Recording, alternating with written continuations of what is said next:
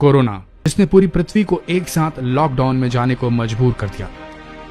और शायद अब ये बीमारी हमेशा हमेशा के लिए मानव जाति से लगातार युद्ध करती रहेगी, तब तक जब तक हम मानवों का अस्तित्व इस पृथ्वी से खत्म न हो जाए। हो सकता है इस बीमारी की भी कोई वैक्सीन न बन पाए, जैसे एड्स की नहीं बन सकी। तो क्या ये मानव जाति के अंत की शुरुआत है?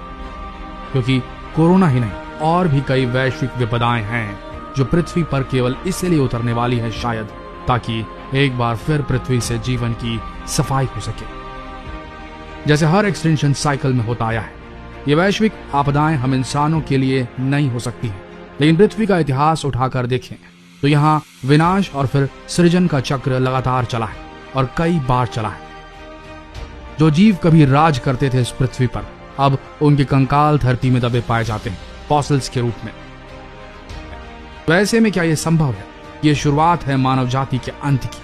आज हम आपको कोरोना के साथ साथ पृथ्वी पर मार करने वाली एक और आपदा के बारे में बताएंगे, जिसे जानकर आपके रोंगटे खड़े हो जाएंगे। एक तरफ आज का इंसानी युग ऐसे वायरस से लड़ रहा है जिसका अंत नजर नहीं आ रहा, दूसरी तरफ हमारा सूर्य धीरे धीरे ठंडा होता जा रहा है और आने वाले समय में इस धरती पर भीषण ठंड, सूखा और भूकंप की संभावनाएं बढ़ने वाली।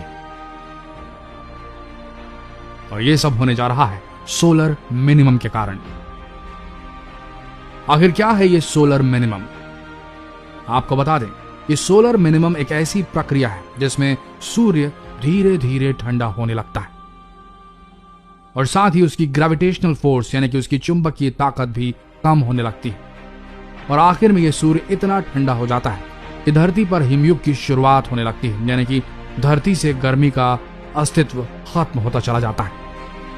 आपको बता दें, यह कोई सामान्य प्राकृतिक आपदा नहीं है, बल्कि पृथ्वी का वातावरण पूरी तरह से बदल रहा है। यूं कहें कि अब सोलर मिनिमम के प्रोसेस में चला गया है हमारा सूर्य। ऐसा नहीं है कि प्राकृतिक आपदा पहली बार हो रही है, बल्कि 1790 से लेकर 1830 के युग में ऐसा हो चुका है, जिसे डाल्टन मिनिमम का नाम दिया गया था। उस समय यूरोप में महीनों तक सूरज दिखाई नहीं पड़ा था, जिसकी वजह से यूरोप के लोगों ने भूकंप, भुखमरी और अकाल का सामना किया था। लेकिन सवाल ये उठता है कि सोलर मिनिमम कब होने वाला है? तो आपको बता दें कि ये प्रक्रिया शुरू हो चुकी है।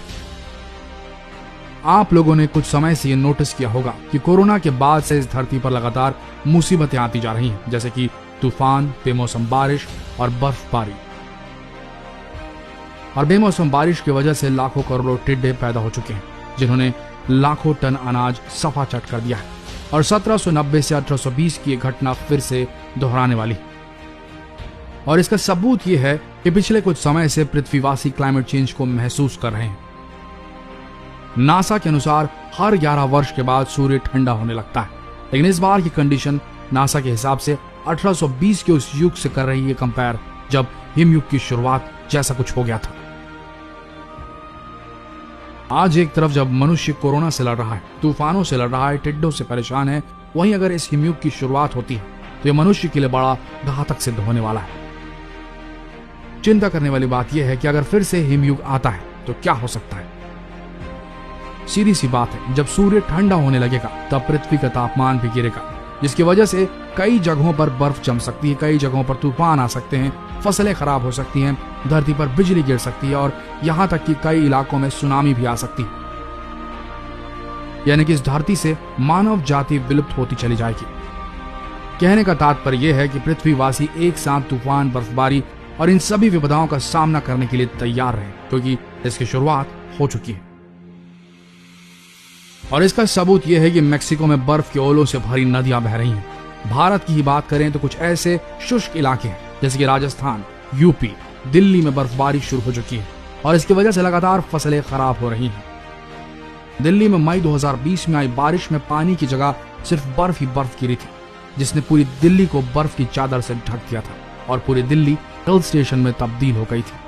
मौसम वैज्ञानिकों की बात करें तो उनके अनुसार ये क्लाइमेट चेंज का असर है, यानी कि पृथ्वी का वातावरण पूरी तरह से चेंज हो रहा है और आने वाला समय भी घातक सिद्ध हो सकता है। और अगर क्लाइमेट चेंज की प्रक्रिया इसी तरह बरकरार रही तो बहुत जल्द ही इस धरती पर भीषण ठंड, सूखा और भूकंप की संभावनाएं बढ़ जाएंगी। सबसे ज्यादा खतरा तो यूरोप और अमेरिकन देशों को है, जो पहले से ही कोरोना और सुपर बग की समस्या से जूझ रहे हैं। और ऐसे समय में अगर भीषण ठंड पड़ी तो इन देशों को तो संभलने का मौका ही नहीं मिलेगा। अगर वैज्ञानिकों की माने तो इस बार का सोलर मिनिमम सामान्य नहीं है, बल्कि बहुत ज्यादा घातक सिद्ध हो सकता है। तो क्या इन बातों से ये नहीं लगता कि धरती का अंत निकट आ गया है? तो दोस्तों, आपको बता दें कि सिर्फ पृथ्वी का अंत नहीं, बल्कि पूरी मानव जाति का अंत है। और ये नेचर की गलती नहीं, बल्कि स्वयं इंसान अपने आप को मारने पर तुला हुआ है, जिसकी नींव 200 साल पहले ही रखी जा चुकी है, जब इंसानों ने अपनी सुविधाओं के लिए फैक्ट्रियां, गाड़ियां और आधुनिक उपकरणों का निर्माण शुरू कर दिया था। तब से ही पृथ्वी का अंत शुरू हो चुका था। आज इन फैक्ट्रीज के कारण बहुत अधिक मात्रा में कार्बन डाइऑक्साइड हवा में फैल चुकी है, जो न सिर्फ मानव जाति को समाप्त कर रही है, बल्कि इस सौर मंडल को भी तबाह करती जा रही है। और अगर जल्द ही इस CO2 पर लगाम नहीं लगाया गया तो आने वाले 100 साल के भीतर ही मानव जाति इस धरती से विलुप्त हो जाएगी। जितना हो सके इस संदेश को शेयर करें, हो सकता है कि कुछ फर्क पड़ जाए। मिलते हैं अगले वीडियो में, तब तक के लिए इस वीडियो के अंत तक बने रहने के लिए आप सबका धन्यवाद।